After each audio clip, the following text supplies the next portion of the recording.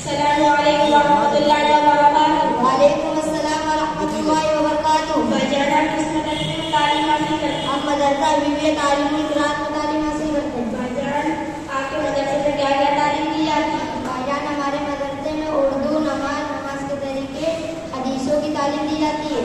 आपको जो हदीस है आप उसका तर्जुमा बताए। हदीस नंबर 1 अल इल्मु नूर, इल्म रोशनी। हदीस नंबर 2 सब्र ज़ियाम, सब्र मुजाहिदा। हदीस नंबर 3 अल मुस्लिम वल मुस्लिम, मुसलमान का भाई है। हदीस नंबर 4 दीन नसीहत, दीन का अफवाह का नाम है। हदीस नंबर 5 सौम जन्नत, रोज़ा डाल। हदीस नंबर 6 नबी को अपना को मसाले ताक रखो। हदीस नंबर 7 हम सफा का नजर दिन चुपराहा नजार का। हदीस नंबर 8 मंजरी का सुई जो जिस पर रखेगा उस पर क़यामत के दिन आता रहेगा। हदीस नंबर 9 मोमिन ला यकज़िबु, मुसलमान झूठ नहीं बोलता। हदीस नंबर 10 दीन युस्र, दीन आसान है।